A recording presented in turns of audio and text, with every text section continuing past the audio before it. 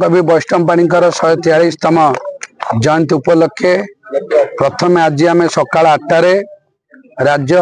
राजधानी भुवनेश्वर ठारे गणकवि वैष्णव पाणी प्रतिमूर्ति रे सदासुमन अर्पण करूँ। परवर्ती अवस्था कोविड परे द्वितीय बार पुनर्बार कर्फ्यू होता कटक महानगर रे जोटी गणकवि वैष्णव पाणीकर देहत्याग करते से जगार पाणीकर प्रतिमूर्ति रे पुष्पमाल्य कर जन्मपीठ को आज गणकवि वैष्णव पाणीकर पुनाव प्रतिमूर्ति रे पुष्पमाल्य अर्पण कलु एवं जहाँकर कविता गीत गीतिनाट्य द्वारा ओडिशा रे ओडिया भाषार सुदृढ़ करा जाइतिला। विभिन्न क्षेत्र में सामाजिक क्षेत्र में राजनीतिक क्षेत्र में प्रशासनिक क्षेत्र में संस्कार आने जहाँ अवदान ओडिशार अतुलनीय से महापुरुष गणकवि वैष्णव पाणीकर आज आरंभ कर संध्या ठारू 9 दिन व्यापी प्रथम महांगा निर्वाचन मंडल विभिन्न जगार परवर्ती अवस्था कटक परवर्ती अवस्था प्रदेश स्तरीय राज्य स्तरीय रवींद्र मंडप ठारे गणकवि वैष्णव पाणी जयंती समारोह पालन करा जिवो।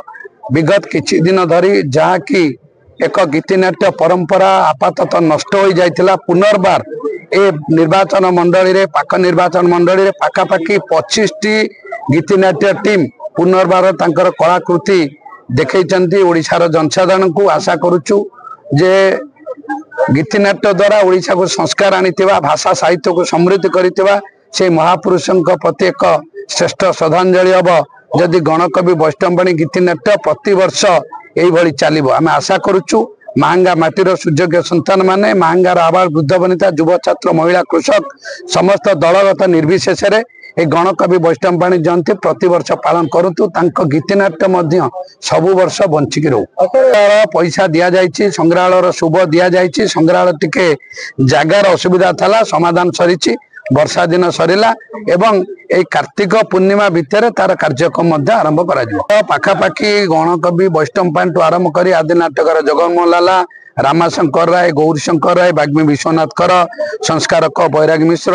पल्लीकवि नंदकिशोर मल नंदकिशोर सामल शिल्पी गुरु बिंबाधर वर्मा आरंभ कर द्वितीय बंज गोलक प्रधान पर्यंत जिते बरपुत्र अच्छा समस्त ग्राम को बरपुत्र ग्राम पर्यायक्रमे घोषणा किंतु सौभाग्यर कथा एथर देशर यशस्वी प्रधानमंत्री कर्मवीर गौरशंकर राय असुरेश्वर दीक्षित पड़ा को घोषणा करिसेंती प्रदेश सरकार